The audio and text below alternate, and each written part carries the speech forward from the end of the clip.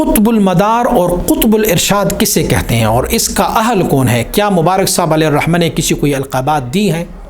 حضرت مجد الفسانی شیخ احمد فاروقی سرندی رحمہ اللہ الباری نے قطب اور مدار و ابتاد و ابدال کے بارے میں کافی تصریح فرمائی ہے، لیکن قطب کے بارے میں آپ مبارک فرماتے ہیں ایک قطب ہوتا ہے،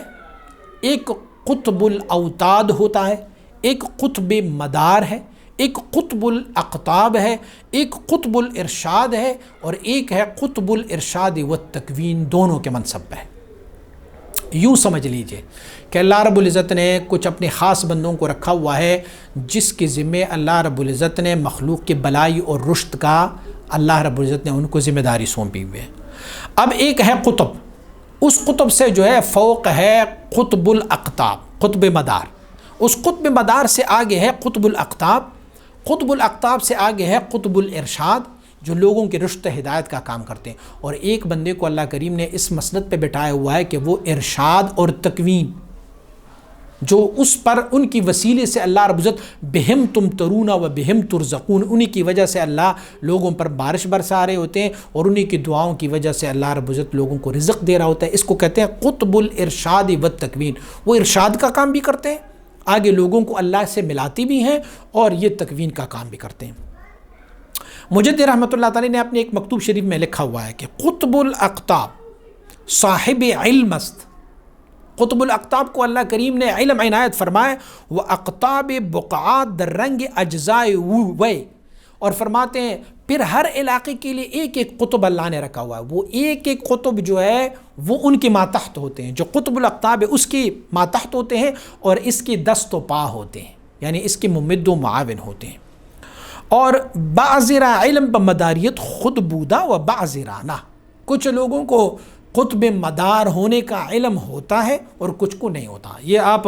مکتوب نمبر 14 جلد 2 میں آپ پڑھ سکتے ہیں اس کو۔ آگے آپ لکھتے ہیں ایک اور مکتوب شریف میں، مقام قطبیت منشأ دقائق علوم مقام ذلیت، قطب کس کو کہتے ہیں؟ جو ذلال کی دقائق ہوتے ہیں، ان کے علوم و معارف ہوتے ہیں، وہ ان کو یاد ہوں گے۔ وہ مرتبہ فردیت واسطہ ورود معارف دائرہ اصل، اور جو قطب الفرد ہوتا ہے، قطب الاقطاب ہوتا ہے، فرماتے ہیں وہ کیا ہوتا ہے؟ وہ علوم و معارف جو دائرہ اصل میں ہوتے ہیں، ان کے علوم و معارف ان کو ملتے ہیں۔ یعنی جو صرف ایک قطب ہوتا ہے وہ مقام الظلال میں کے علوم و معارف کو بیان کر سکتے ہیں، اور جو قطب الاقطاب ہوتے ہیں ان کو اللہ رب العزت نے اصل کی، جیسے ہم کہتے ہیں ذل ہے، پھر اسماء و صفات کے لیے پھر اصل ہے،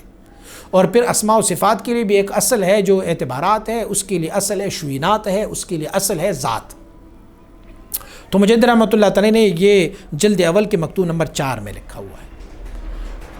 مبارک صاحب علیہ الرحمہ نے بہت سارے لوگوں کو تشویق اور ترغیب کے لیے قطب کا لفظ استعمال کیا۔ مثلا مبارک صاحب نے میاں صاحب محترم کو کہا کہ آپ قطب پنجاب ہو، ان کو فرمایا کہ آپ قطب پنجاب ہو، اور سید احمد علی شاہ صاحب کو مبارک صاحب نے فرمایا کہ آپ قطب کراچی ہو، اور سائیں جمال الدین اجمل صاحب کو آپ نے فرمایا تھا کہ آپ قطب سندھ ہو۔ محمد وزیر صاحب جو ہے، محمد امین وزیر صاحب، ان کو فرمایا تھا آپ قطب کابل ہو، اور خلیفہ جان محمد صاحب کو، جس کو جان فدائے محمد کہتے ہیں، ان کو فرمایا تھا آپ قطب کوئٹہ ہو۔ کسی کو آپ نے درویش کا لقب دیا، کسی کو آپ نے کیا لقب دیا، کسی کو، لیکن یہ مجھے معلوم ہے کہ ان لوگوں کو حضرت مبارک صاحب علیہ الرحمہ نے قطب کا لقب دیا تھا ان لوگوں کو۔ تو یہ مبارک صاحب علیہ الرحمہ نے ان لوگوں کو دیا ہوا تھا، اور قطب کے بارے میں نے تھوڑی سی تشریح آپ کو دی۔ بقیہ یہ تعلق رکھتا ہے باطن کے ساتھ، تو باطنی کمالات جس کو حاصل ہو اسے پتہ ہوتا ہے۔ مثلا ایک ڈاکٹر ہے، وہ ڈاکٹر کو پتہ ہوتا ہے کہ اگلے والے ڈاکٹر نے جو اسپیشلائزیشن کی ہے وہ کس مد میں کی ہے، تو اگر عام بندے کو بتایا جائے کہ انہوں نے اس میں اسپیشلائزیشن کی ہے تو اس کو نہیں پتہ ہوتا۔